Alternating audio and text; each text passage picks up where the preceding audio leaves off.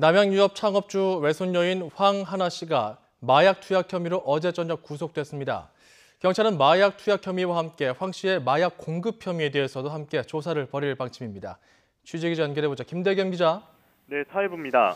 네, 영장이 발부된 사유로 도주 우려가 제일 컸다고요. 네, 수원지방법원은 어제 남양유업 창업주의 외손녀인 황하나 씨에 대해 구속영장을 발부했습니다. 재판부는 황 씨가 도주할 우려가 있다고 판단했습니다. 황 씨는 지난 2015년 필로폰을 투약하고 지난해 4월에는 의사 처방이 필요한 향정신성 의약품을 불법 복용한 혐의를 받고 있습니다. 황 씨는 앞서 경찰에 2차례 소환 통보에도 모두 응하지 않았습니다. 이 때문에 경찰은 수사에 어려움을 겪어왔습니다. 결국 경찰은 지난 4일 경기도 성남 분당 서울대병원에 입원해 있던 황 씨를 체포했습니다. 황 씨는 경찰 조사에서 지난 2015년부터 마약을 상습 투약해왔다는 혐의를 일부 인정한 것으로 전해졌습니다. 재판부가 황 씨를 구속한 데에는 앞서 2차례 소환 불응과 황 씨가 경찰 조사에서 혐의를 일부 인정한 점이 작용한 것으로 보입니다. 그렇군요. 앞서 경찰 2차례나 구속영장을 신청했었는데 검찰이 받아들이지 않았습니다. 이 때문에 봐주기 수사해준 것 아니냐, 뭔가 석연치 않은 이유가 있는 것 아니냐, 이런 논란들이 있었는데요. 이 부분도 좀 짚어주시죠. 네, 황 씨는 지난 2015년 대학생 조모 씨 등 7명과 함께 필로폰을 투약한 혐의로 입건됐습니다.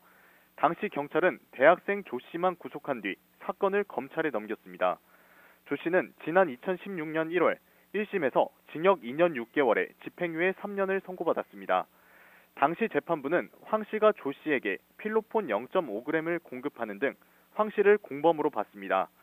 더욱이 황 씨는 지난 2011년에도 대마를 피운 혐의로 기소유예 처분을 받은 전력이 있었습니다. 하지만 경찰은 2년에 걸친 수사 끝에 황 씨를 불기소 의견으로 검찰에 송치했습니다. 지난해 10월 이후 경찰이 황 씨에 대해 구속영장을 신청했지만 검찰이 2차례나 반려하기도 했습니다. 이 때문에 봐주기 수사를 한 것이 아니냐는 논란이 일고 있습니다. 황 씨는 지난 2015년 명예훼손 혐의로 고소를 당한 적이 있는데 당시 지인들에게 경찰 고위 인사들과 친분을 과시한 것으로 알려져 의혹은 더욱 커진 상황입니다. 앞으로가 중요할 것 같은데 경찰이 어떤 부분을 추가 조사할 계획인지도 전해주시죠. 네, 앞서 경찰이 황 씨에 대해 마약 투약 여부를 검사한 결과 음성이 나왔습니다. 마약을 투약한 지 일주일이 넘으면 간이 검사만으로는 검출이 어려운 점 등을 고려해 국과수에 정밀 감정을 의뢰했습니다. 정밀 감정 결과가 나오기까지는 3주 정도가 걸립니다. 경찰은 현재 황 씨에 대해 보강 조사를 하고 있는 것으로 알려졌습니다. 황 씨는 어제 열린 구속영장 실질심사에서 지인 연예인의 권유로 마약을 계속하게 됐다고 털어놨습니다. 경찰은 지난 2015년 필로폰 투약 혐의 관련 의혹들과 연루된 주변 연예인들은 없는지 폭넓게 수사를 벌이고 있습니다. 이와 함께 과거 봐주기 수사 논란에 대해서도 별도로 내사를 진행하고 있습니다. 경찰은 과거 황 씨의 사건 기록을 다시 들여다보면서 경찰을 포함한 사건 관계자들에 대한 소환을 준비하고 있습니다. 최근 SK 창업주의 손자인 최모 씨가 액상 대마를 구입해 투약한 혐의로 구속되고 현대그룹 재벌 3세인 정모 씨가 같은 혐의로 입건된 바 있습니다.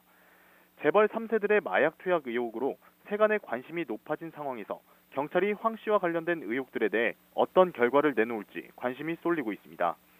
지금까지 사회부에서 전해드렸습니다.